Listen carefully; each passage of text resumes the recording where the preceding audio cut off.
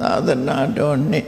2563နှစ်ကောဇာတက္ကရာ1382ခုနှစ်ပြတ်သူလဆန်း17ရက်2020ပြည်နှစ်ဇန်နဝါရီလ5ရက်တနင်္ဂနွေနေ့မန္တလေးတိုင်းဒေသကြီးမဟာအောင်မြေမြို့နယ်ပေါင်းလဲတိုက်မဟာအောင်မြေရွှေသားလျောင်းဓမ္မဗိမာန်တော်ကြီးတွင်ဆင်ကျင်းပပြုလုပ်အပ်သည်မမြို့စီမိသားစု၏17ကြိမ်မြောက်တရားအလှူတော်ဓမ္မပူဇာအထူးဓမ္မသဘင်ခန္ဓာ၌နှစ်ဖက်မိဘများနှင့်အကိုအမများကိုအမှုထား၍သူဓမ္မမဏိဇောတတရဥအောင်နိုင်ဆွေတိရိသူဓမ္မသိင်္ဂီဒေါ်မြင့်မြင့်ຫນွယ်သာမောင်ဟိန်းသူမောင်ငိမ့်ခန့်ချောင်းတိရိရွှေစိန်ရွှေရဏဆိုင်မိသားစုတို့ဤအမတဒါနဓမ္မဒါနအဖြစ်ဖြင့်ဟောကြားအပ်သောဖရာအစစ်တွေ့ရန်ခြေရန်ခံခြင်းအကြောင်းတရားဒေသနာတော်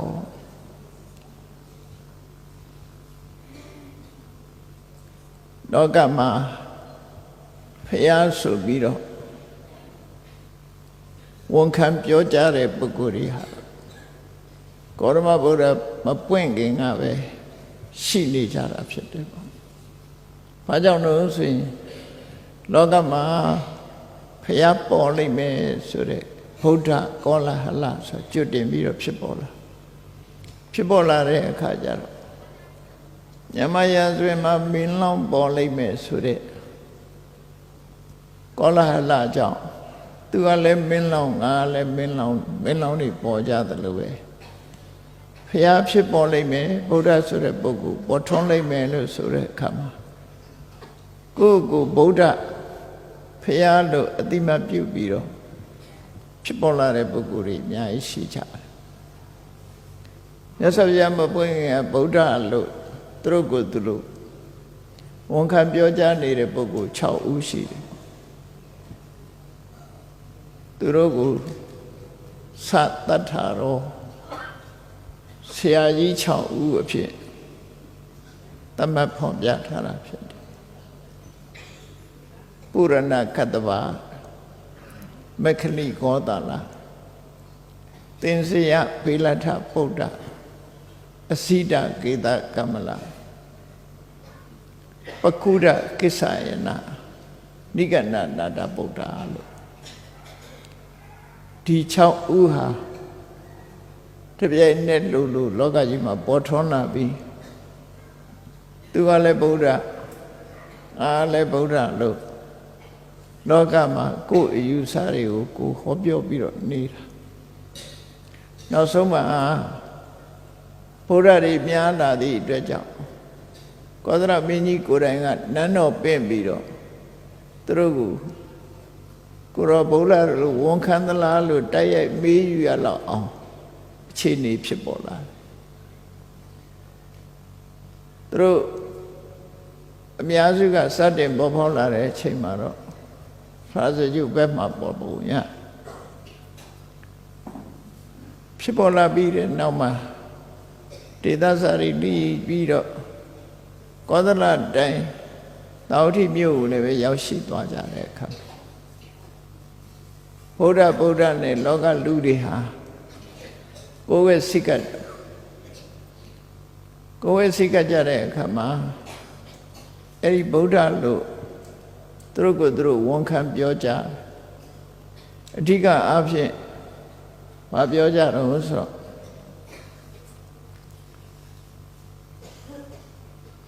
သူတို့ဟာသွားနေရင်ပဲဖြစ်စေရပ်နေရင်ပဲဖြစ်စေအိတ်နေရင်ပဲဖြစ်စေအိပ်ပျော်နေတော့ပဲဖြစ်စေနိုးနေတော့ပဲဖြစ်စေသူတို့ရဲ့အရာခတ်သိမ်းကိုသိတဲ့မြင်တဲ့ဉာဏထသနာလို့ခေါ်တဲ့တပ္ပညုတဉာဏ်တော်ကြီးဟာအမြဲတမ်းရှိနေတယ် omnipresent လို့ခေါ်တယ်အလုံးသိတဲ့ဉာဏ်ကြီးဟာအမြဲတမ်းရှိနေတယ်လို့ဝန်ခံပြောကြတယ် လက်ခံတဲ့လူတွေရှိတယ်လို့လက်မခံတဲ့ပုဂ္ဂိုလ်တွေလည်းရှိတယ်ပေါ့တဘာဝအဖြစ်ကြည့်မယ်ဆိုရင်ဖြစ်နိုင်တဲ့အကြောင်းမရှိတာဘာလို့ဆိုရင်အိပ်ပျော်နေတော့လေဒီဉာဏ်ကြီးရှိနေတယ်ဆိုတာကြတော့ဒါတဘာဝကိုလွန်ဆန်းသွားတဲ့သဘောဖြစ်သွားတယ်ပေါ့နော်အဲ့ဒီလိုသာဝရသူတို့အသိဉာဏ်ကြီးရှိနေတယ်လို့ပြောကြတဲ့အထက်မှာ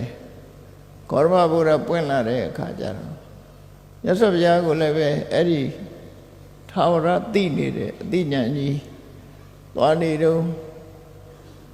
ထိုင်နေတော့ရက်နေတော့လဲလျောင်းနေတော့အိပ်ပျော်နေတော့နိုးနေတော့သာဝရသိနေတဲ့သဗ္ဗညုတဉာဏ်ရှိတယ်ဆိုတာလက်ခံသလားဆိုဂေါရမဘုရားကတော့လက်မခံဘူးပြောတယ်ငါလက်မခံဘူးငါအဲ့ဒီဉာဏ်မျိုးရှိတယ်လို့ငါလက်မခံဘူးဆိုအဲ့ဒါကိုကားပြီးတော့နိုင်ငံညာလူတွေကရှောင်းရောင်းမှားရောင်ဝါလုပ်ပြီးတော့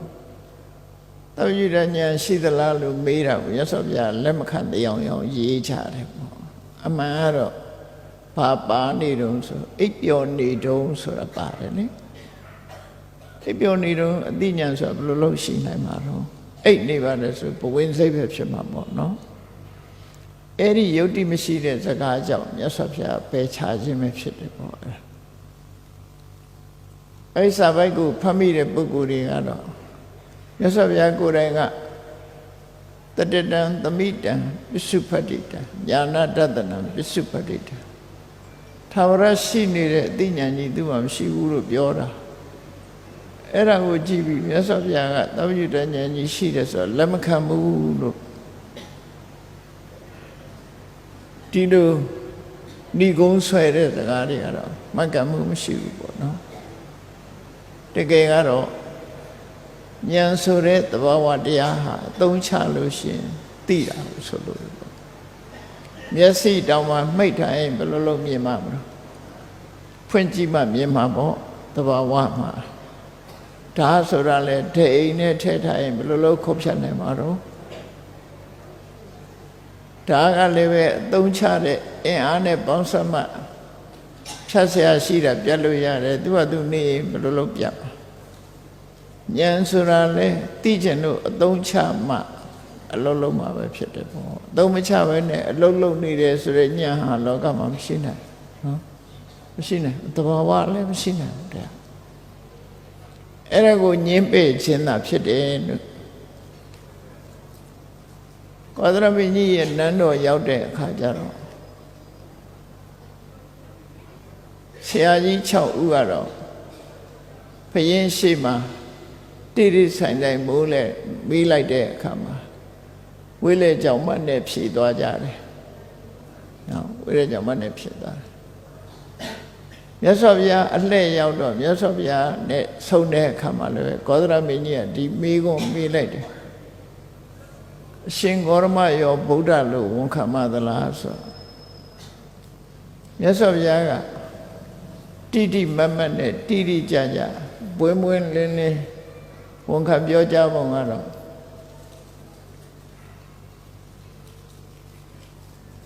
ဒီဗုဒ္ဓဆိုတဲ့အသုံးနှုန်းနဲ့ခေါ်ပြောဆိုမယ်ဆိုရင်ငါ့ကိုပြောမှပဲမှတ်တယ်လို့ဗုဒ္ဓဆိုတာငါပဲအစ်စ်ပဲငါ့ကိုပြောမှဗုဒ္ဓဆိုတာမှတ်တယ်လို့ဒီလိုထည့်အောင်ပြောတယ်အဲ့တော့ကောသရမင်းကြီးကရှော့ချခြင်းနဲ့အနေနဲ့ပါပြောတော့အရှင်ဂေါရမဟာခုမှသူတော်စင်ဘဝယဟန်ဖြစ်လာတာလည်းမကြသေးဘူးအသက်အရွယ်အားဖြင့်လည်းပဲငယ်နေသေးတယ်35နှစ်မှဖျားဖြစ်လာတာဆိုအသက်40လောက်ဆိုငယ်သေးတာပေါ့နော်အသက်အရွယ်အားဖြင့်လည်းငယ်တယ်တဲ့ဟိုတက်ကြီးဝါကြီးထေကြီးဝါကြီးတွေတောင်သူတို့ဗုဒ္ဓလို့မေးတဲ့အခါမှာဝန်မခံရဲဘူးတဲ့အရှင်ဘုရားဘာလို့ဝန်ခံလဲမကျေနပ်တဲ့အနေနဲ့ထပ်မေးတော့မြတ်စွာဘုရားကလိမ္မပန္နစွာ အချက်၄ချက်နဲ့နှိုင်းရှင်းပြီးတော့ပြောလိုက်ချက်ကောသလမင်းကြီးကိုပါထည့်သွင်းပြီးတော့ငယ်ပေမဲ့လို့အထင်မသေးသင့်ဘူးဆိုတာတွေကိုပြောတယ်မီးဆိုတာပိုးစိပ်ပြူလောက်မီးလေးဟာမြို့ရရွာတွေကိုမလောင်းနိုင်ပါဘူးလို့အထင်မသေးနဲ့လောင်းစာနဲ့တွေ့ရင်မိဘွားလေးကနေစပြီးတော့မိတော့ကြီးဖြစ်သွားနိုင်အဲ့တော့မိဆိုတာလည်းအထင်မသေးနဲ့အဆိပ်ရှိတဲ့မွေနဲ့ဒီမွေလေးကငယ်ငယ်လေးပဲရှိသေးတယ်ဘာမှမကိုက်နိုင်မှသေးပါဘူးမကိုက်တတ်သေးပါဘူးဆိုပြီးသွားပြီးတော့အထင်သေးပြီးတော့မွေနဲ့သွားပြီးတော့မစော့နဲ့မကစားနဲ့ဝေရဲ့စိတ်ဟာလွန်ပြစ်ထန်တယ်ပေါ့စိတ်တက်ပြီးသိနိုင်တယ်မင်းသားလေးငယ်ငယ်ရောင်ပေးစုလေးနဲ့သွားပြီးတော့ဘာမှအာနာမရှိဘူးထင်ပြီးတော့သွားပြီးတော့မကြည်စဲနေတဲ့အာနာရလာလို့ရှိရင်သူကမင်းပြစ်မင်းတန်တင့်သွားစေနိုင်တယ်အေးအေးယူခံရတတ်တယ်ဒါကောသလမင်းကြီးရဲ့နှလုံးသားကိုထိအောင်ထည့်ပြောတာဟုတ်လဲဟုတ်တယ်နော်ထို့တူပဲနောက်ဆုံးမှာသူတော်စင်သမဏပုဂ္ဂိုလ်တွေကိုအသက်ငယ်သေးတယ်ဆိုပြီးတော့အထင်မသေးသေးဘူးလို့တရားဓမ္မသိတဲ့အသိဉာဏ်အရာမှာကြီးတာငယ်တာနဲ့မဆိုင်ဘူးကိုချင်းတရားနဲ့ပတ်သက်တဲ့အခါမှာလည်းပဲအသက်ကြီးတာအသက်ငယ်တာနဲ့မဆိုင်ဘူးဆိုပြီးတော့ရှင်းပြအဲ့မှာကောသလမင်းကြီးကလက်ခံသွားတယ်ပေါ့နော်အဲ့တော့လောကမှာသူလည်းဖရာငါလည်းဖရာနဲ့ပြောကြတဲ့အထင်ပဲတမန်အဖြစ်အဲ့ဒီလိုအပြောတိုင်းလက်ခံကြမလားဘုရားဗဒနိုင်ငံမှာဘုန်းကြီးတို့တွေငယ်စဉ်ကလေးကဖရာဆိုတာကောရောဗုဒ္ဓကိုပဲလက်ခံထားကြတာဖြစ်တယ်အဲ့လိုလက်ခံထားတဲ့အခါမှာဖရာဟုတ်ကဲ့လားအစစ်မှန်ရောဟုတ်ကဲ့လားတို့ကိုးကွယ်နေတဲ့ဖရာဟာတကယ်ကိုသဗ္ဗညုတဉာဏ်တော်ကြီးကိုရပြီးအမှန်တရားတွေကိုဟောလို့တရားဝါတွေကိုလမ်းမှန်ကိုဖော်ပြနိုင်တဲ့တရားဖရာကိုတကယ်ဟုတ်ကဲ့လားလုံလောက်တဲ့အသိဉာဏ်ရှိတဲ့ပုဂ္ဂိုလ်တကယ်ဟုတ်ကဲ့လားစဉ်းစားချင်မှစဉ်းစားမယ်ဘုရားဘာသာတွေအနေနဲ့နော်မစဉ်းစားကြမစဉ်းစားပဲနဲ့မိယိုဖလာအနေနဲ့အလွယ်တကူပဲလက်ခံလိုက်ကြတယ်လက်ခံလိုက်ကြလိမ့်မယ်လို့ထင်သို့တော့မြတ်စွာဘုရားလို့တကယ်တထစ်ချယုံကြည်ပြီးတော့လက်ခံဖို့ရအတွက်စစ်ဆေးရလိမ့်မယ်အကြောင်းရှာလိမ့်မယ်အကြောင်းအကျိုးသိနေရောမှလက်လူတွေကကိုယ်ဝယ်တဲ့ရွှေကြတော့မှတ်ကြောက်တင်ပြီးတော့ကြည်တယ်လေရွှေစစ်သလားမစစ်ဘူးလားအည်သွေးကောင်းမလားမကောင်းဘူးလားနော်အဲ့တိုင်းမဟုတ်ရင်ဘယ်သူမှဝယ်မှာမဟုတ်ရွှေဆိုင်နေရွှေမစစ်ဘယ်သူမှဝယ်မှာရွှေကြတော့အဲ့လိုစစ်ဆေးပြီးမှရွှေစစ်ပြီးရွှေမှန်ပြီးအည်သွေးပြည့်တယ်ဆိုမှထိုက်တန်တဲ့ဝိကျေတနာပြီးထို့တူပဲစိန်တို့ကြောက်တို့ဆိုတာလဲပြင်တကြီးတို့အင်းကြီးတို့မဖြစ်အောင်စစ်ကြဆေးကြတာအဲ့လိုစစ်ပြီးတော့မှလက်ခံတာဖရာရောအဲ့လိုစစ်ပြီးမှလက်မခံတဲ့ဘူးလားနော်ဖရာဆိုတာနဲ့ကိုးကွယ်လိုက်ကြမလားအဲ့ဒါနဲ့ပတ်သက်ပြီးတော့ဒီကနေ့မှတ်သားနာယူကြည့်အောင်ဖရာအစစ်တွေ့ဖို့ခြေရခံရမယ်ခြေရခံတဲ့နည်းကိုပြောဖရာအစစ်ဟုတ်မဟုတ်ခြေရခံပြီးတော့ကြည့်ရဆိုလိုတာကစင်ချေရတွေ့ရုံနဲ့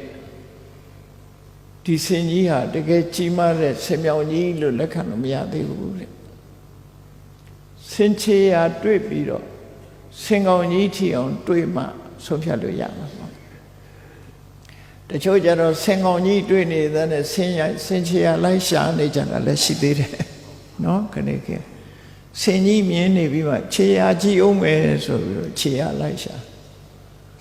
အဲ့တော့ဆင်မတွေ့သေးခင်ကတော့ခြေရခံရမှာတတ်သေးကြတယ်တွေ့ပြီးမှတော့ခြေရခံတယ်မှမလို့တော့တာနော်ရသော်ပြကိုယ်တိုင်ကဒီသုတ်တန်ကိုဟဋ္ဌိပဒောပမဆိုပြီးဟောတာရှိဟဋ္ဌိပဒဆိုတာဟဋ္ဌိဆိုတာဆင်ပဒဆိုတာခြေရဥပမာဆိုတာနှိုင်းရှင်ပြီးတော့ပြတာဆင်ခြေရခြေရခံပြီးတော့ဆင်ကြီးရဲ့အရွယ်အစားဆင်းရဲပုံမှန်တဏ္ဍာကိုလက်ခံကြရလိုက်ရှာကြခြေရလေးလိုက်ပြီးတော့ဆင်ကောင်ကြီးတွေးမှဆင်းဆိုတာသိကြတယ်ဆိုတာဆုံးဖြတ်ကြတယ်အဲ့တော့လူပဲဖျားစစ်တွေးဖို့ခြေရခံနည်းကိုမြတ်စွာဘုရားဟောဒီသုတ်တန်လေးဖြစ်လာပုံကလည်းစိတ်ဝင်စားစရာကောင်းတယ်သူကတာဝတိမြို့ကပဲဇာနုသောဏိဆိုတဲ့ပုံနာကြီးကဇာနုသောဏိဆိုတာဘုရင်ရဲ့ယာဓုပရောဟိတ်ယာဓုကိုခေါ်တယ်လို့ဆိုတယ်ဇာနုသောဏိဆိုတဲ့ဘုရင်ရဲ့ပရောဟိတ်ပုံနာကြီးကခန်းခန်းနာနာနဲ့ရှေ့ခေတ်ကတော့မော်ရမြင်းနဲ့ကာကြီးတွေမရှိသေးဘူးမြင်းလဲကိုအလှဆင်ပြီးတော့စီးလေးစီးထားရှိတယ်မြင်းလဲဟာအကောင်းဆုံးပဲအဲ့ဒီခေတ်ကမြင်းကိုစီးပြီးတော့လူတွေဟာကိုယ့်ရဲ့ချမ်းသာကြွယ်ဝမှုလူထင်ကြီးစရာတွေကိုပြလေရှိကြတယ်တထေးတကြွယ်တွေဟာမြင်းထားမြင်းလဲကိုစီးပြီးတော့ပြကြတယ်အဲ့ဒီဇာနုသောဏိဆိုတဲ့ပုံနာကြီးကတလမှာတစ်ခါတော့သူကမြို့ရှိုးပြတယ်သူရဲ့ချမ်းသာကြွယ်ဝမှုမြို့သူမြို့သားတွေကိုပြဒီတစ်ခါသူပါလှုပ်လာတော့ဆိုသူစီးတဲ့ယထာကဝေသားတွေနဲ့ကွတ်ထားတဲ့ယထာအဲ့ဒီယထာကိုဆွဲတဲ့မြင်းတွေကဆွတ်ဆွတ်ဖြူနေတဲ့မြင်းတွေအဖြူရောင်နေသူကိုယ်တိုင်ကလည်းခေါင်းမောင်းနဲ့အဖြူဝတ်စုံကလည်းအဖြူမြင်းတွေကိုအမတ်တင်ညာပေးတဲ့ကြာဘောကလည်းအဖြူအလုံးဟာလူတွေကလည်းတညီတဲ့အဖြူရောင်ဝတ်စုံနေနဲ့သူ့ချမ်းရံပြိတ္တတွေလည်းအဖြူရောင်ဝတ်စုံအလုံးဟာဖွေးဖွေးလှုပ်သွားအဖြူရောင်ဝတ်စုံနေနဲ့တညီတဲ့ဝတ်ပြီးသူ့အိမ်ကနေထွက်မြို့ပတ်တယ်မြို့ပတ်ကြည့်ရှေးခေတ်ကချမ်းသာကြွယ်ဝတဲ့ယာဓုဂုံသိမ်းကြီးတဲ့ပုဂ္ဂိုလ်တွေဟာသူတို့ရဲ့အရှိန်အဝါတစ်ခုကိုအဲ့ပုံစံနဲ့လှည့်လည်ပြီးတော့ပြလို့ရှိတာတိုင်ကန်လှည့်လဲတယ်လို့ဒီလိုခေါ်တာပေါ့နော်တိုင်ကန်လှည့်လဲတယ်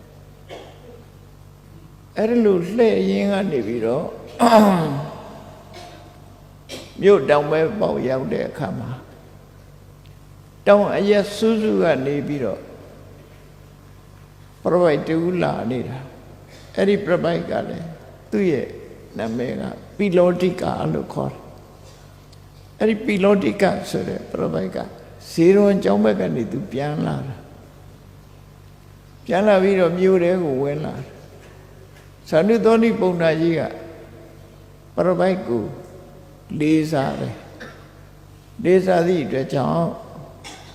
စတင်ပြီးတော့သူကနှုတ်ခွန်းဆက်လိုက်တာယထာဘောကနေပြီးတော့နှုတ်ခွန်းဆက်တယ်ဟန္တကုတောနုပုံဝိဆိုင်နောအာဂိစတိတိဝတိဝတ္တသူတိုင်ကန်းလှည့်လှည့်ပြီးတော့ပြတဲ့အချိန်ကလည်းပဲလူတွေအားလုံးထင်သာမြင်သာရှိတဲ့နေ့လေအချိန်မှပြတာနော်မနေ့ဆိုရင်လည်းအိယာမထားတဲ့လူကရှိသေးတယ်လေအဲ့ဒီလူတွေမတွေ့လိုက်မှဆိုလို့နေ့လေမှပြအဲ့တော့နေ့လေကြီး သူသွားတဲ့လမ်းကြောင်းမှာပိလောတိကဆိုတဲ့ပြပိုင်မြင်တော့ပိလောတိကပြပိုင်ရဲ့အနွယ်ကဝိဆာယနာအနွယ်ဒါမှမဟုတ်အနွယ်နဲ့ပဲနာမည်ခေါ်လို့ရှိကြတယ်သူတို့စီဟန္တကုတောနုဘဝံဝိဆာယနောအဂိစတိဒီဝတာနေ့ရဲ့နေ့ဆိုတာနေ့လေအချိန်အခုနေ့လေအချိန်ကြီးမှာတဲ့အရှင်ဝိဆာယနာဖေကများကြွလာတာတော့လို့ရှင်ကြီးဝယ်ရနှုတ်ဆက်စကားပြောလိုက်တယ်မေးလိုက်တယ်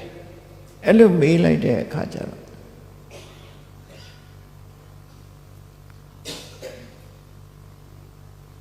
ဣတောခောအဟံဘောအဂေသမိသမဏတခောရမတတန္တိကာ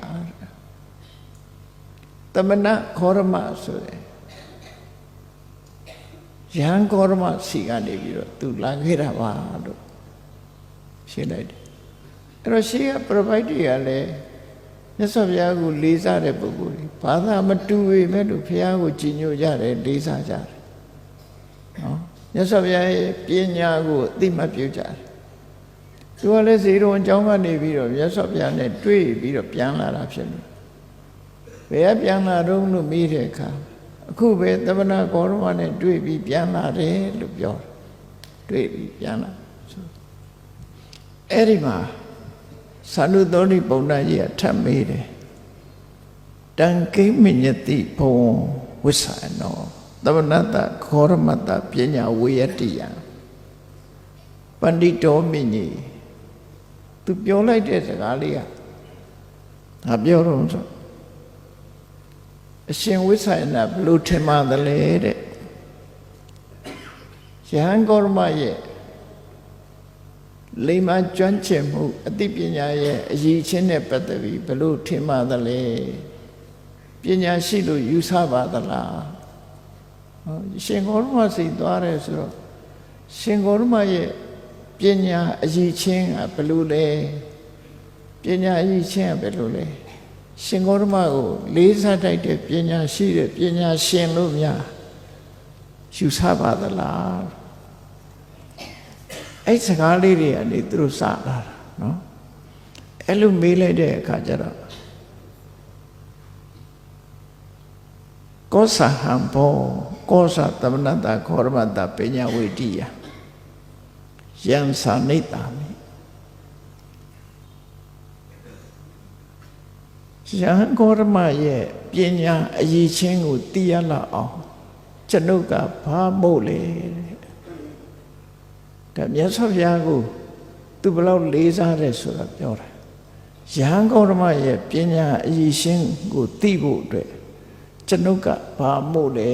ယဟန်ကောရမပညာအရေးချင်းကဘယ်လောက်တိုင်းတာမို့လဲပမာစကားမှလည်းပြောတယ်ငါကဘာမို့လဲသူကဘာမို့လဲဒါငါအရေးချင်းနဲ့ယဟန်ကောရမရဲ့ပညာကိုသိနိုင်ပါမလားလို့သူပြောတာနော်ကောသဟံဘောကျွန်ုပ်ကဘယ်လိုအဆင့်တန်းမို့လဲယဟန်ကောရမရဲ့ပညာအရေးချင်းကရောဘယ်လိုအဆင့်တန်းမို့လဲဆိုလိုတဲ့အဓိပ္ပာယ်ကဒီသူအစစ်နဲ့ယဟန်ကောရမရဲ့ပညာအရေးချင်းကိုမသိနိုင်ဘူးလို့ပြောကြတယ်နော်ဟာငါဘာမို့သိရမှာလဲဒီလိုဆိုလိုတယ်ငါဘယ်လိုတော်လို့သိနိုင်မှာလဲဒီလိုဟာမျိုးယဟန်ကောရမရဲ့ပညာအရေးချင်းကိုငါဘာမို့သိနိုင်မှာလဲပြောပြီးတော့သူကသောပိနုနတာတိသောယေဝသမဏတကောရမတပညာဝိတိယစာရေးယစာနေယယဟန်ကောရမကိုပညာယဟန်ကောရမရဲ့ပညာအရေးချင်းကိုသိတဲ့ပုဂ္ဂိုလ်ဟာယဟန်ကောရမလို့ပုဂ္ဂိုလ်ဟာပဲသိနိုင်မှာပေါ့ဟုတ်တယ်မြင့်မို့တောင်ကြီးကိုတိုင်းရင်မြင့်မို့တောင်ကြီးလောက်မြင့်တဲ့ဝလုံးလို့အပ်မှာပေါ့တိုင်းเสียလို့အပ်မှာပေါ့ဝလုံးလေးကသေးသေးလေးမြင့်မို့တောင်ကအမြင့်ကြီးဘယ်လိုလုပ်တိုင်းလဲနော်တူညီမှသာတိုင်လို့ရမှာပေါ့ဒီတိုက်ကြီးဘယ်လောက်မြင့်တယ်လဲဆိုရင်သူ့လောက်မြင့်တဲ့ပစ္စည်းနဲ့ပဲတိုင်လို့ရမြင့်တဲ့တိုက်ပေါ်လေသူ့လောက်မြင့်တဲ့အရာနဲ့ပဲတိုင်လို့ရ အဲ့တော့ယဟန်ဂေါတမရဲ့ပညာအရေးချင်းကိုသိဖို့ဆိုရင်သူ့လိုပညာရှိမှယဟန်ဂေါတမရဲ့အရေးချင်းကိုသိမှာပေါ့ကျွန်ုပ်လူကဘလောက်သိနိုင်မှာလဲ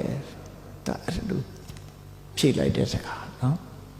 ကျွန်ုပ်တို့လူကဘယ်လိုလုပ်ပြီးတော့ယဟန်ဂေါတမရဲ့အရေးချင်းကိုသိနိုင်မှာလဲဆိုတော့သန္ဓုတုန်နိပုံနာကြီးကအရှင်ဝိဇာယနာယဟန်ဂေါတမကိုတကယ်ကိုမြင့်မြတ်တဲ့စကားလုံးတွေနဲ့အသုံးချပြီးကိုယ့်ကိုနှိမ့်ချပြီးယဟန်ဂေါတမကိုအကောင်းဆုံးချီးမွမ်းတာကိုတဲ့ယဟန်ဂေါတမကိုတားမြင့်တင်ပြီးတော့ချီးမွမ်းလိုက်တာပဲလို့ပြောလိုက်တဲ့အခါမှာ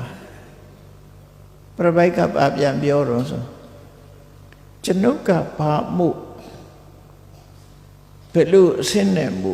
ယဟန်ဂေါတမကိုချီးကျူးနိုင်ရမှာလဲတဲ့နော်ယဟန်ဂေါတမကိုချီးကျူးမဲ့ပုဂ္ဂိုလ်ဟာသူ့ရဲ့အရည်ချင်းကသာလွဲပြီးတော့ဘယ်သူမှသူ့ကိုတိုင်တစရာငါနဲ့ငါသာနှမ်းစရာလို့ဆိုလို့ပေါ့နော်ပညာရှိတဲ့ပုဂ္ဂိုလ်ဟာသူ့ဟာနဲ့သူပဲတိုင်လို့ရသူ့ရည်ချင်းနဲ့ပဲသူပြောလို့ရမယ်ကျွန်ုပ်အနေနဲ့အလှမ်းမမီဘူးချီးမွမ်းတယ်လို့တောင်ပြောစရာမလိုပါဘူးတဲ့ယဟန်ဂေါတမကိုချီးမွမ်းတယ်ဆိုတာသူ့အရေးချင်းကပဲသူ့ကိုထုတ်ဖော်မှာပါလောကမှာဒီနှုတ်နဲ့ထုတ်ဖော်ပြောတဲ့အရေးချင်းအမှန်ဟုတ်ချင်မှဟုတ်တာနော်အရေးချင်းဆိုတာမျိုးကသူ့ဟာသူပြလာတာလူရဲ့အရေးချင်းစိန်ကောင်းကြောက်ကောင်းတွေရဲ့အရေးချင်းကလည်းစိန်ကောင်းကြောက်ကောင်းတွေမှာရှိပြီးသားပဲလေမကြောက်တင်းတယ်ဆိုတာအပြင်ဘက်ကဟာနဲ့ကြည့်တာအမှန်သူ့မှာအရေးချင်းရှိပြီးသားမကြောက်တင်ကြည့်လို့သူဟာအရေးချင်းတက်လာတာမဟုတ်ဘူးအရေးချင်းသူကသူရှိပြီးသားအဲ့ဒါလို့ရယဟန်ဂေါတမသူချီးကျူးမှချီးကျူးတိုင်းတဲ့ခုံနဲ့ပြေးတာမဟုတ်ဘူးတဲ့သူကသူ့ကိုငိုတဲ့ချီးကျူးစရာတွေပြည့်နေတဲ့ပုဂ္ဂိုလ်ငိုတဲ့ကရွှေအစစ်ကြောက်အစစ်ဖြစ်နေပြီသားမကြောက်တင်လိုက်မှရွှေစစ်သွားတာမဟုတ်ဘူးလို့သူပြောခြင်းတဲ့စကားပဲเนาะဒါဗတန်လေးနဲ့တဲ့သူကအသုံးလေးတွေကိုသုံးပြီးတော့เนาะယဟန်ဂေါတမပတ္တထပတ္တထောသူ့ရည်ချင်းနဲ့သူချီးမွမ်းတာပါကျွန်တော်လူကဘယ်လိုလုပ်ချီးမွမ်းနိုင်မှာတော့ချီးမွမ်းတယ်လို့ဘယ်လိုလုပ်ပြောနိုင်မှာတော့တနည်းအားဖြင့်အဓိပ္ပာယ်ဖွင့်စားတာယဟန်ဂေါတမချီးမွမ်းခံရတဲ့ပုဂ္ဂိုလ်တွေကထပ်ဆင့်ချီးမွမ်းတဲ့ပုဂ္ဂိုလ်ပါလို့ဆိုလိုတယ်ချီးမွမ်းခံရတဲ့ပုဂ္ဂိုလ်သူဆိုလိုတဲ့အဓိပ္ပာယ်ကကောသလတိုင်းကလူတွေကကောသလဘုရင်ကြီးကိုချီးမွမ်းကြတယ်မကရတိုင်းကလူတွေကဗိမိတာရမင်းကြီးကိုချီးမွမ်းကြတယ်ကိုယ်ခေါင်းဆောင်ကိုချီးမွမ်းကြတယ်နတ်တွေကတရားမင်းကြီးကိုချီးမွမ်းတယ်ပြမတွေကလည်းမဟာပြမကိုချီးမွမ်းတယ်ဆိုပါစို့သူဟာနဲ့သူလို့ချီးအဲ့ဒီလိုချီးမွမ်းခံရတဲ့ကောသလမင်းကြီးကဗုဒ္ဓကိုချီးမွမ်းတယ်ချီးမွမ်းခံရတဲ့ဗိမိတာရမင်းကြီးကမြတ်စွာဘုရားကိုချီးမွမ်းတယ်အဲ့တော့ချီးမွမ်းခံရတဲ့ပုဂ္ဂိုလ်တွေရဲ့ချီးမွမ်းခံရတဲ့ပုဂ္ဂိုလ်ကချီးမွမ်းတဲ့ဘုရားလို့ဒီလိုဆိုလို့လည်းပေါ့နော်အဲ့တော့ချီးမွမ်းခံပုဂ္ဂိုလ်တွေကနေပြီးတော့ချီးမွမ်းတဲ့ဘုရားဆိုသူချီးမွမ်းမဲ့ပုဂ္ဂိုလ်ဟာတမန်ပုဂ္ဂိုလ်တွေချီးမွမ်းတာမဟုတ်ဘူးဆိုတဲ့အဓိပ္ပာယ်နဲ့ဒီပိဋောတိကဆိုရဘက်ကအဲ့လိုပြောတာပတ္တထပတ္တထောဝသောဘုံဂေါရမောတိထောဒေဝမနုဿာနံလူတွေနတ်တွေထဲမှာတကယ်ကိုအမြင့်မြတ်ဆုံးပုဂ္ဂိုလ်ပါတဲ့ချီးမွမ်းခံရတဲ့လူမင်းနတ်မင်းပြမမင်းတွေရဲ့ချီးမွမ်းမှုကိုခံရတဲ့ပုဂ္ဂိုလ်ပါလို့ဆိုလိုတယ်အဲ့ဒါလို့ပြောလိုက်တဲ့အခါကျတော့ဒါသူတို့နှစ်ဦးတွေ့ဆုံပြီးတော့ခဏလေးရက်ပြီးစကားပြောနေကြတာနော်စကားပြောနေတယ်သန္ဓုတောနိပုံနာကြီးကဘာပြောတော့ဆိုအရှင်ဝိသယနာဘယ်လိုအကြောင်းတူးတွေကိုတွေ့ပြီးတော့ယဟန်ဂေါတမပေါ်မှာဒီလိုကြည်ညိုစိတ်တွေဖြစ်တာတော့တဲ့ ဘာကြောင့်ယဟန်ဂေါတမကိုဒီလောက်ကြည်ထင်ကြည့်ရတယ်လဲဘာကြောင့်ယဟန်ဂေါတမကိုဒီလောက်ကြည်ညိုရတယ်လဲသူပြောတဲ့စကားတွေကအလုံးကိုကြည်ညိုတာသူနဲ့အလမ်းမမေ့ဘူးဆိုတဲ့အတိတ်ပဲနဲ့ပြောပြီးချီးမွမ်းတာဖြစ်လို့ဒီလောက်ချီးမွမ်းတာဘာကြောင့်ချီးမွမ်းတာတော့ဆိုတဲ့အခါမှာပရပိုက်ကပြောတယ်ဥပမာတစ်ခုပြောပါမယ်တဲ့သူချီးမွမ်းတာတခြားကြောင့်မဟုတ်ဘူးတဲ့လောကမှာစင်နေပေါ်တဲ့စင်တော်ထဲမှာဝင်ပြီးတော့စင်နေအကြောင်းကိုကောင်းကောင်းသိတဲ့စင်ဆရာတယောက်ဟာ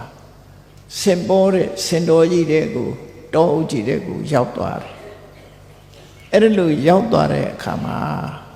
သူဘာတွေ့စင်နေပေါ်တဲ့တောကြီးတဲ့မှာ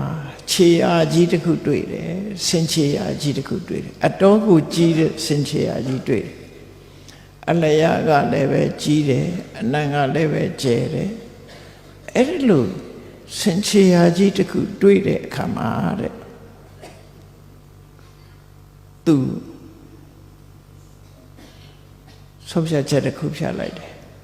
ဟာအတော်ကြီးတဲ့စင်ကြီးပဲစင်ကြီးကကြည့်လိုက်တာနဲ့သူက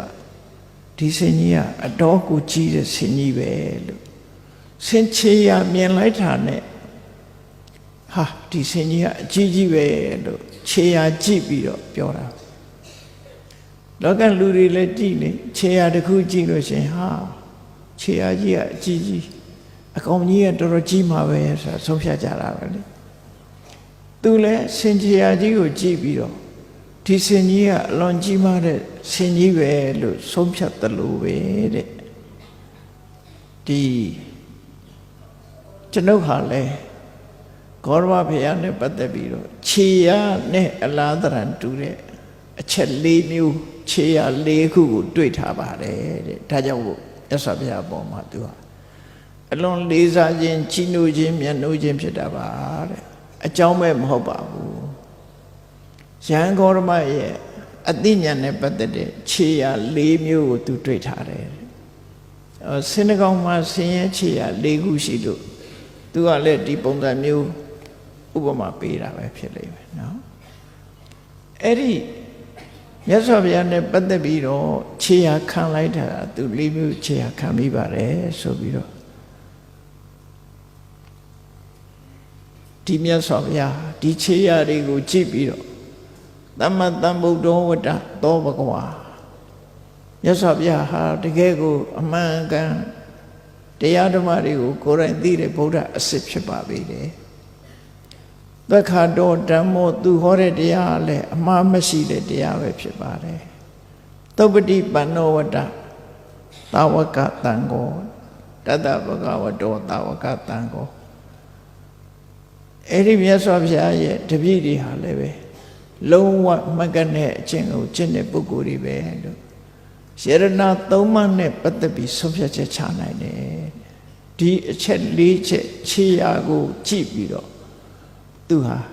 ဖရာအစစ်တရားအစစ်တန်ခါအစစ်ဆိုတာကိုယရဏသုံးပါးရဲ့အစစ်အမှန်ကိုသူသိရှိတာဖြစ်ပါတယ်အယမ်းမဲ့မဟုတ်ဘူးဒီပြပိုက်ကနော်ဖရာကိုသူဒီလိုကြီးညိုတာဟာအယမ်းမဲ့မဟုတ်ဘူးမြတ်စွာဘုရားနဲ့ပတ်သက်ပြီးတော့ဖရာအစစ်ဆိုတာသူလက်ခံယုံကြည်တာဟာဟောဒီခြေရာကြီး၄ခုကိုသူတွေ့ထားလို့ပဲဆိုပြီးအဲ့ဒီခြေရာကြီး၄ခုပြောတဲ့အခါမှာမလို့ပြောတော့ဆိုသူ့ရဲ့အတွေ့အကြုံညကိုရောမြတ်စွာဘုရားပွင့်လာလို့ဒေသတစ်ခုခီးကြွတော့မယ်တရင်တွေကကျွတ်တင်ပြီးတော့ပြန့်နှံ့ဂေါရမဗုဒ္ဓကြွလာလိမ့်မယ်သမဏဂေါရမလာလိမ့်မယ်ဆိုတာအိန္ဒိယနိုင်ငံမှာရှိတဲ့စနဗရတိုင်းကြီးသောလတ16တိုင်းကလူတွေဟာစိတ်ဝင်စားနေကြနော်စိတ်ဝင်စားတယ်မန္တလေးလာမယ်ဆိုမန္တလေးကလူတွေစိတ်ဝင်စားမှာပေါ့နော်ရန်ကုန်တိုင်းသွားရင်ရန်ကုန်တိုင်းကလူတွေစိတ်ဝင်စားအဲ့လိုတိုင်းဒေသအသီးသီးမှာရှိကြတဲ့လူတွေဟာ ဂေါရမဗုဒ္ဓဘုရားကြွလာလိမ့်မယ်ဘယ်နေ့ပဲရဲ့လာလိမ့်မယ်ဆိုတာစိတ်ဝင်စားကြတယ်တာမန်ပုဂ္ဂိုလ်တွေကတော့တွေ့ခြင်းနဲ့ဖူးခြင်းနဲ့ကြော့ခြင်းနဲ့ဒီစိတ်လောက်ပဲရှိတယ်အဲ့ထက်ပဲအသိဉာဏ်ကျွယ်ဝတဲ့ပုဂ္ဂိုလ်တွေယာရုကြီးတဲ့ပုဂ္ဂိုလ်တွေကတော့ဂေါရမဗုဒ္ဓနာမည်ကြီးလာတယ်စัญญ์နဲ့မိဂုံးနေမေးမယ်ဆိုရင်အတူတွေကလည်းပါသေးတယ်နော်ဗုဒ္ဓဟုတ်မဟုတ်တကယ်အရေးချင်းရှိတဲ့ပုဂ္ဂိုလ်ဟုတ်မဟုတ်သိချင်ကြဒါကြောင့်မို့ဒေသတစ်ခုသွားပြီဆိုရင်အဲ့ဒေသကိုအုပ်ချုပ်တဲ့ခတ္တိယဆိုတဲ့ပညာရှိတွေခတ္တိယပန္ဒိတ်လို့ခေါ်တဲ့မင်းမျိုးမင်းနွယ်တွေကပညာရှိပုဂ္ဂိုလ်တွေဟာကျွတ်တင်ပြင်ဆင်ကြတယ်ဂေါရမဗုဒ္ဓလာရဲ့ဒီမေခွန်းနေမေးမယ်ဆိုမေခွန်းပု္ပ္ပာတွေကျွတ်တင်ပြင်ကြတယ်အဲ့ဒါလို့ကျွတ်တင်ပြင်ဆင်ထားတဲ့မေခွန်းတွေအနှစ်နဲ့အလားလားကနေပြီးအမျိုးစုံနေအောင်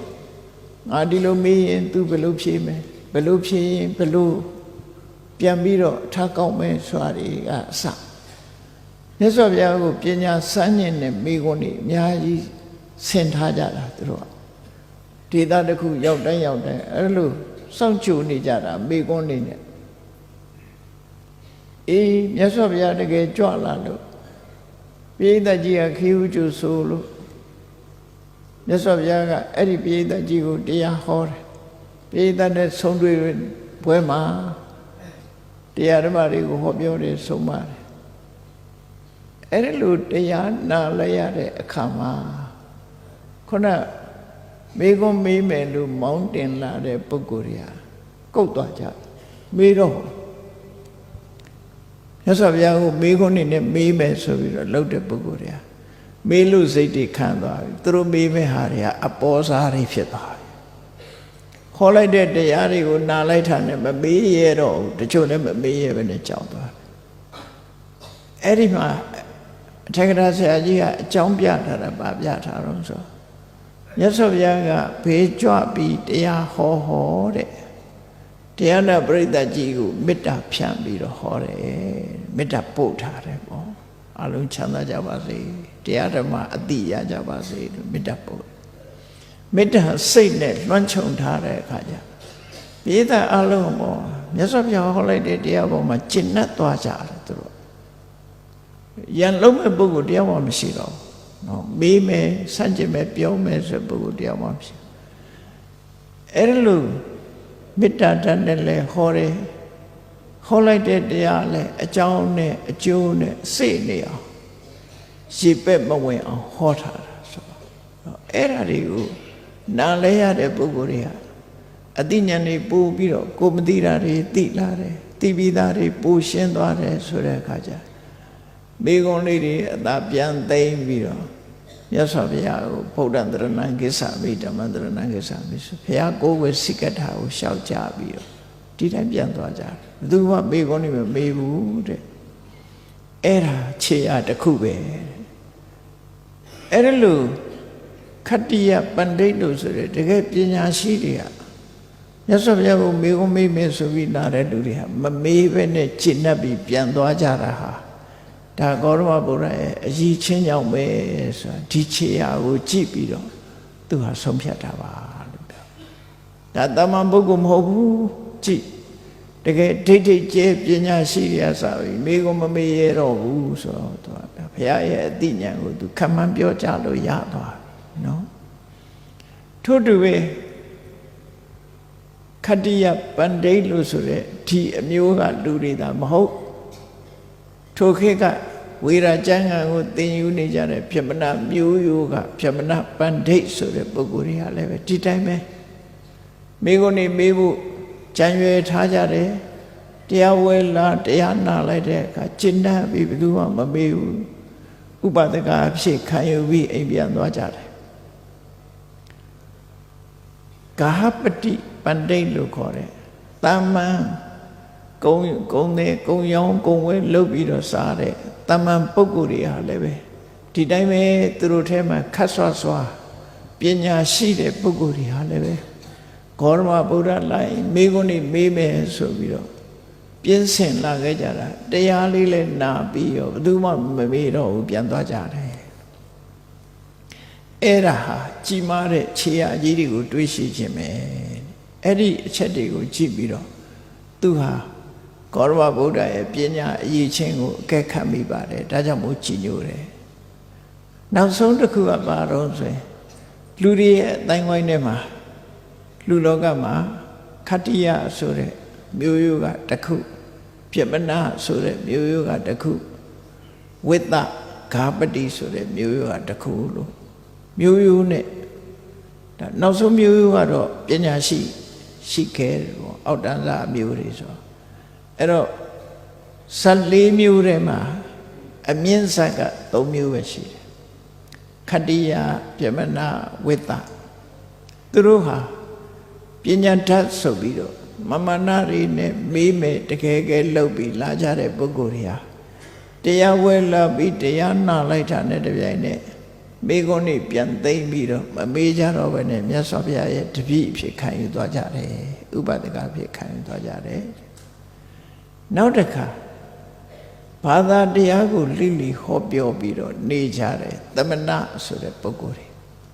အခုခေတ်မှာတော့သမဏရှင်ယဟန်ဆိုဘုရားဘာသာယဟန်နေတယ်ဟိုသမဏလို့အဲ့ဒီခေတ်ကသမဏဆိုတာအများကြီးပဲနော်ဘာသာတရားခုနကပရပိုက်တွေကအစသမဏအုပ်စုလို့ခေါ်တယ်ဒါတွေကသမဏဆိုတာဘာသာမျိုးစုံလို့ပဲပြောရမှာဖြစ်တယ်နော်ဘာသာမျိုးစုံဘာသာစုံကပုဂ္ဂိုလ်တွေကလည်းပဲဒီတိုင်းပဲဂေါရမဗုဒ္ဓနဲ့တွေ့ရင်မေးမယ်ဆိုပြီးတော့ဘာသာစုံသူတို့အယူဆမျိုးစုံနဲ့မြတ်စွာဘုရားကိုမေးဖို့မောင်းတင်လာတဲ့ပုဂ္ဂိုလ်တွေကလည်းပဲတရားပွဲကိုရောက်ရှိလာကြတယ်အဲ့ဒီတရားပွဲရောက်ရှိလာပြီးတော့တရားနာလိုက်တဲ့အခါမှာသူတို့သိထားတဲ့အသည့်တွေနဲ့မြတ်စွာဘုရားဟောလိုက်တဲ့တရားတွေနဲ့မြတ်စွာဘုရားဟောတဲ့တရားကအမှားအယွင်းမရှိအကြောင်းနဲ့အကျိုးနဲ့ညှိပြီးတော့သေချာဟောသူတို့သိထားတာတွေကလွဲချော်နေလွဲချော်ပြီးတော့မမယွင်းရင်တကယ်ကိုတန်တရားဝကလွတ်ကြောင်းထင်ပြီးတော့လှုပ်တာတွေကတန်တရားဝကမလွတ်နိုင်တဲ့အကျင့်နေမှန်သိသွားတယ်မြတ်စွာဘုရားဟောတဲ့မဂ္ဂင်၈ပါးအကျင့်တရားစီသာလင်းတန်တရားဝကလွတ်နိုင်တဲ့အကျင့်ဖြစ်တယ်ဆိုတာကိုမြတ်စွာဘုရားတရားနာလဲရတဲ့အခါမှာသူတို့ဟာအတိတရားအမှန်တရားကိုရရှိပြီးအဲ့ဒီချိန်မှာသူတို့ဘာဖြစ်သွားတော့ဆိုတရားနာလဲရတဲ့အခါမှာသူတို့ဟာအသိဉာဏ်တွေဖြစ်သွားပြီတော်သေးတယ်ငါတို့ဒီလာမိလို့နှုတ်ဖို့ဆိုရင်ငါတို့ဟာအပင်ငရဲမှာဒုက္ခပွဲကြီးနဲ့ရင်ဆိုင်ရတော့မလို့ကံကောင်းလို့ဒီလာမိတာကံကောင်းလို့သူတို့သိတဲ့အသည့်တွေကိုအဟုတ်လို့ထင်ပြီးတော့အထင်ကြီးပြီးကိုကျင့်တဲ့တရားကိုတကယ်တရားစစ်တရားမှန်ထင်ကိုယူဆတဲ့အယူဆတွေကိုတကယ်အယူဆအစစ်အမှန်ထင်ပြီးတော့ဆွဲလန်းပြီးငါတို့ကောနေကြတာအခုဂေါရမဗုဒ္ဓဟောလိုက်တဲ့တရားကိုနားလဲရမှငါတို့ဟာအစစ်မှန်ကိုသိရတယ်ပျက်စီးတော့မလို့ကံကောင်းလို့ဆိုပြီးသူတို့ဟာနောက်ဆုံးမှာမေကုံမေကိုအသာထားမြတ်စွာဘုရားစီတောင်းပန်ကြတယ်တပည့်တော်တို့အရှင်ဘုရားရဲ့သာသနာဝင်ပြီးတော့တပည့်အဖြစ်ခံယူပါရစေဆိုဘာသာတရားတွေပြောင်းကြတဲ့နော်ဘာသာကပြုကူပြောင်းကုန်ကြဘုရားဘာသာဖြစ်ခံယူဘုရားဘာသာယဟန်ဖြစ်ခံယူကြပြီးတော့တရားတော်ကျင့်ကြံကြိုးကိုအထောက်ကြတယ်ပေါင်းလိုက်တော့ဒီ၄ချက်ပဲဒီခြေအားကြီး၄ခုခတ္တိယပန္တိတ်တွေကမမေ့ရဘူးပြမနာပန္တိတ်တွေကမမေ့ရပဲနဲ့ရှင်းသွားကြတယ်ဂါပတိပန္တိတ်တွေကလည်းပဲမိဂုံးနေမမေ့ပဲနဲ့မြတ်စွာဘုရားကိုရှင်းသွားကြတယ်သမဏပန္တိတ်လို့ခေါ်တဲ့အယူမျိုးရှိတဲ့ပုဂ္ဂိုလ်တွေကလည်းသူတို့တသက်တုံးစွဲကင်ထားတဲ့အယူဝါဒတွေကိုစွန့်ပြီးတော့ဂေါရမဗုဒ္ဓရဲ့အယူကိုလက်ခံကြတယ်ဆိုဒီကြီးမားတဲ့ခြေရာကြီး၄ခုကိုကြည့်ပြီးတော့ဒီမြတ်စွာဘုရားဟာတကယ်သမ္မာသမ္ဗုဒ္ဓပဲဂ ဂေါရမဗုဒ္ဓဟာတကယ်သမ္မာသမ္ဗုဒ္ဓဖြစ်ပါပေတယ်သူဟောတဲ့တရားဟာတကယ်သွက်ခါတာဖြစ်ပါပေတယ်သူ့ရဲ့တပိတာဝကသည်တကယ်သုတ်ပတိပါဏမှန်ကန်တဲ့အခြင်းကိုကျင့်ပါတယ်လို့ဒီလိုသူတို့ဟာလက်ခံယုံကြည်လာကြတယ်ဆိုတာကိုသူကိုယ်တိုင်တွေ့ရှိတယ်သူကိုယ်တိုင်တွေ့ရှိသွားတာနော်အဲ့ဒါကိုကြည့်ပြီးတော့ဂေါရမဗုဒ္ဓရဲ့အရည်အချင်းကိုသူဟာအကဲခတ်ပြီးတော့မြတ်စွာဘုရားပေါ်မှာကြည်ညိုခြင်းမျက်နှိုးခြင်းလေးစားခြင်းနဲ့မြတ်စွာဘုရားကိုအမှန်တမ်းကြည်ညိုမျက်နှိုးစွာလက်ခံတယ်ဆိုတာကိုပြောပြ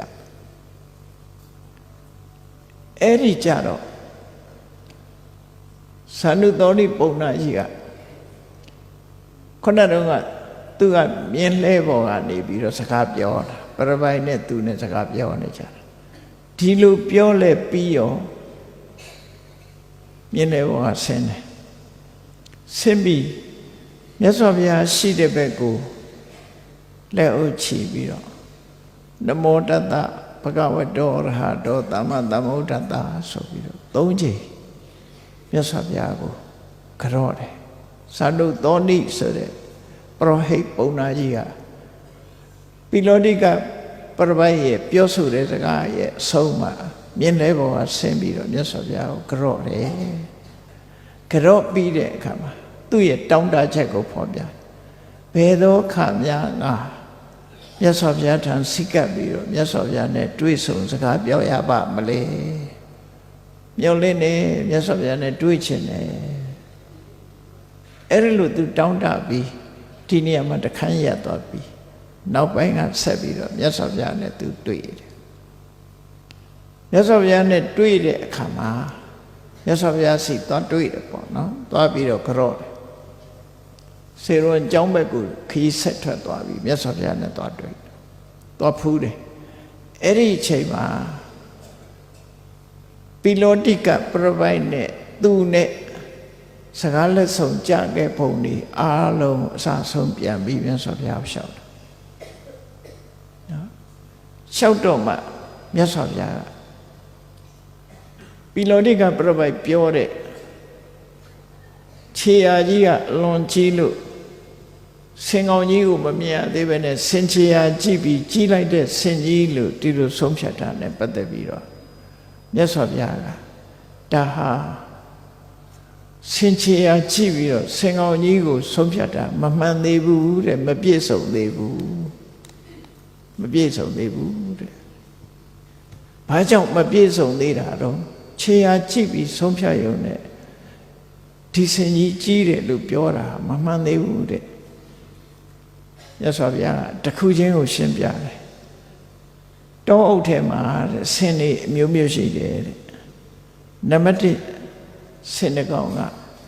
ဝါမဏိကာဆိုတဲ့ဆင်မတွေရှိတယ်ခြေရာကြီးတွေအကြီးကြီးတွေဒါပေမဲ့သူကဖိုက်ပူနံကခြေတော်ကြီးရတာကြီးတာအရာကတလောက်ကြီးမထွားဘူး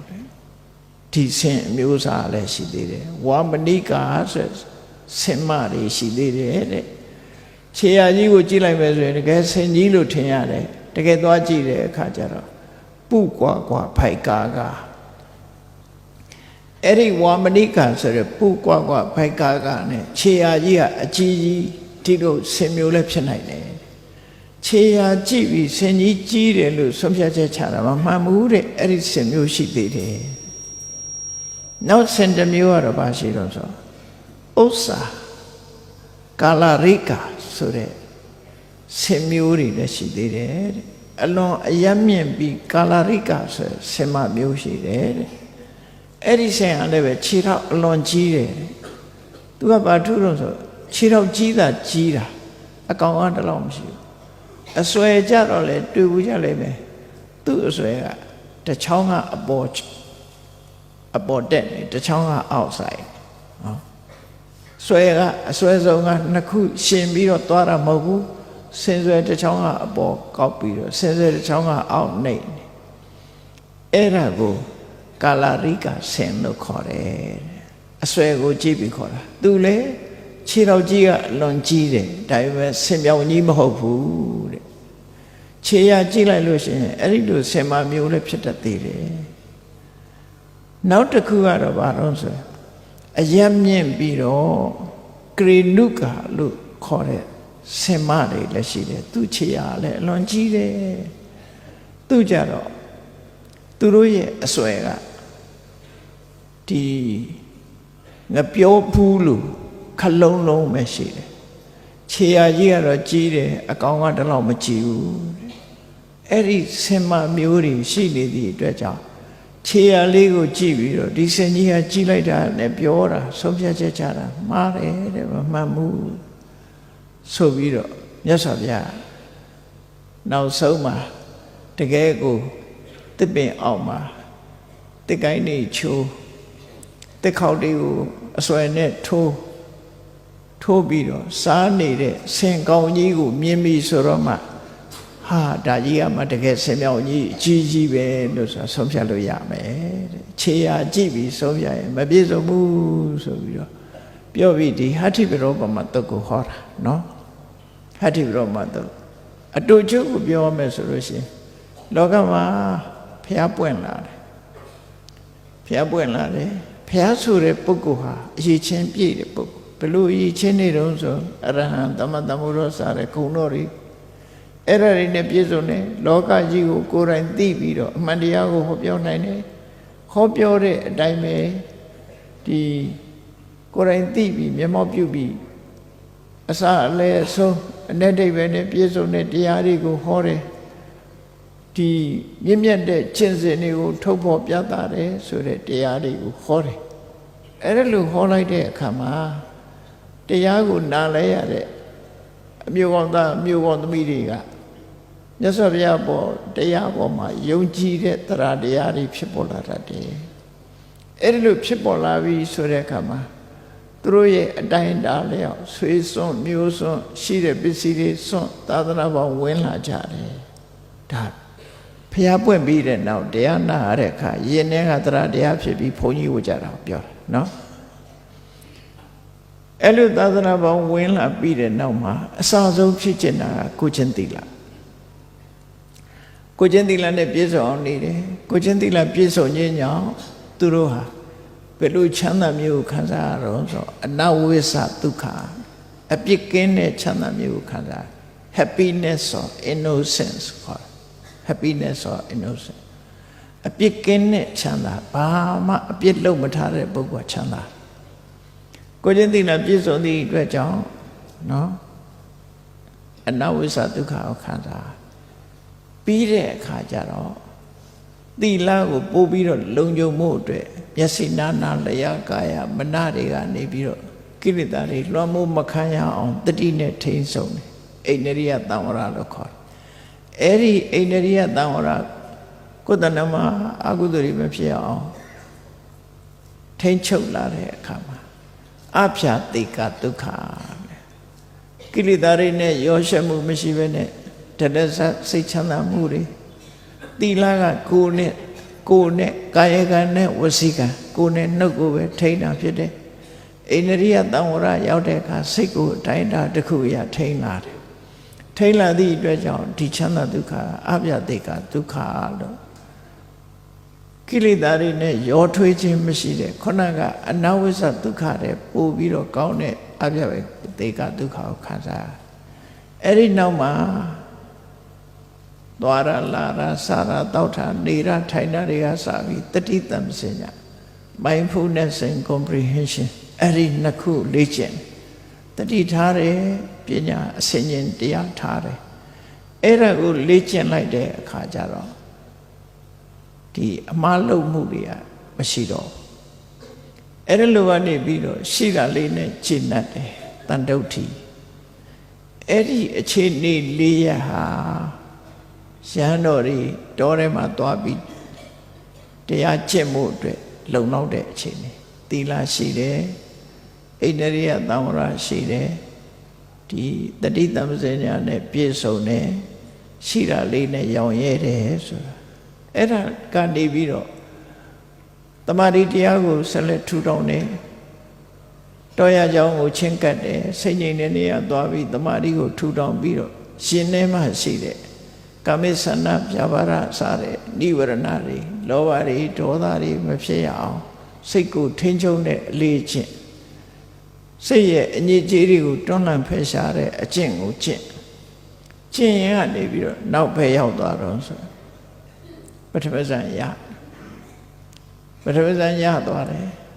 အဲပထမဇန်ရတဲ့အခါကျတော့ခုနဒီပထမဇန်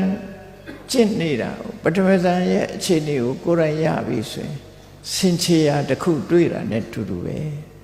သို့တော့စင်ကြီးမတွေ့သေးဘူးစင်ချေရာစတွေ့ပြီပေါ့ဒုတိယဇန်ရတယ်တတိယဇန်ရတယ်သရုတ်ထဇန်ရတယ်အဲ့ဒီကနေပြီးတော့အဘိညာဉ်တွေရတယ်ရတဲ့အခါကျတော့မြတ်စွာဘုရားသိဝရအကြောင်းတရားတွေကပို့ပြီးတော့နီးလာတယ်သမထကျင့်စဉ်ကျင့်လို့အောင်မြင်လာတဲ့တမာတိစွမ်းအားနဲ့မြတ်စွာဘုရားရဲ့အရေးချင်းတွေပို့ပြီးတော့သိလာအဲ့ဒီကနေတရားဓမ္မကျင့်လိုက်တာဝိပဿနာတရားကိုကျင့်ကြံကြိုးကိုပွားများအားထုတ်ပြီးနောက်ဆုံးမှယဟန္တာဖြစ်သွားပြီဆိုတဲ့အခါကျတော့မှဆင်ကြီးတွေ့တော့တာပဲအဲ့ကြရင်တော့သူ့ရဲ့ယုံကြည်ချက်တတ်မှတ်ချက်ဟာပြောင်းလဲချက်မရှိတော့ဘူးဒါဘုရားအစစ်ပဲဆိုတော့လက်ခံတယ်ဒီလိုမြတ်စွာဘုရားအကျင့်ချုပ်ဟောလိုက်တာနော်အဲ့ဒါသုလဟတ္ထိပရောပမာတော့ကျင့်ချုပ်ပြီးတော့ပြောတာပဲဖြစ်တယ်အဲ့ဒီလိုမြတ်စွာဘုရားကဒီလိုရှင်တဲ့နှလုံးထဲမှာကိလေသာအာသွားတွေအကုန်ဖယ်ရှားနိုင်တဲ့ရတ္တမေရတ္တဖို့ရပြီဆိုတဲ့အခါကျတော့မှဘုရားအစစ်အမှန်ကိုဆုံးဖြတ်ပြီးတော့တွေးနိုင်တာဖြစ်တယ်ဆိုတော့ဘုန်းကြီးတို့တွေကဘုရားကိုခံမှန်းပြီးစင်ချေရာလေးနဲ့ကျင့်တတ်နေရတဲ့သဘောယန္နာမဖြစ်မချင်းဘုရားအစစ်လို့နောက်ဆုံးမှာဒီဘဝသာဘုရားကိုယုံကြည်ပေမဲ့ဘုရားဝတ္တဖြစ်လို့နောက်ဘဝကျတော့ဒီဘုရားယုံကြည်မှယုံမှာလေပြောင်းလဲသွားနိုင်သေးတယ်ဒါကြောင့်မို့စင်ချေရာကိုသာကြည့်ပြီးတော့စင်ကိုခံမှန်းပြီးတော့ပြောကြားနေတဲ့အဆင့်ကနေလွန်မြောက်သွားအောင်ဝိပဿနာတရားကျင့်ကြံကြိုးကိုအထုတ်ခြင်းဖြင့်ရတ္တမေရတ္တဖို့ဆိုတဲ့တရားဓမ္မကိုကျင့်ကြံကြိုးကိုအထုတ်လိုက်မှဒါဆင်အစစ်အကောင်ဆင်ကောင်းကြီးကိုမြင်ပြီးတော့မှအလွန်ကြီးတဲ့ဆင်ကြီးပါလားလို့ဆိုတာဆုံးဖြတ်ချက်ချနိုင်မှာဖြစ်တယ်လို့မြတ်စွာဘုရားဟောခဲ့တာဖြစ်တယ်တရားချစ်ခင်သူတော်စင်ပြိဿပေါင်းတို့ဟတ္တိဗုဒ္ဓဥပမာသုတ်မှာလာရှိတဲ့အတိုင်းနော်ဘုရားအစစ်တွေ့ရခြေရခံခြင်းဆိုဒီမှာရှေးဥစွာသီလအကျင့်ကနေပြီးသမာဓိအကျင့်ပြီးတဲ့အခါဝိပဿနာအကျင့်အဲ့ဒီလိုဝိပဿနာအကျင့်ကိုကျင့်ပြီးရတ္တမေရတ္တဖို့ဆက်ရောက်မှသာလျှင်ခြေရခံပြီးတော့ဆင်အစစ်ကိုတွေ့ပြီးမှန်ကန်တဲ့ဆုံးဖြတ်ချက်ကိုချနိုင်မှာဖြစ်တယ်ဆိုတာကိုယ်စီမှတ်သားထားပြီးတို့တွေရတ္တမေရတ္တဖို့ရသည်ထီအောင်ကျင့်ကြံကြိုးကိုပွားများအားထုတ်ကြရမှာဖြစ်တယ်လို့ကိုယ်စီတတိထားကြိုးစားအားထုတ်နိုင်ကြပါစေကုန်သတည်း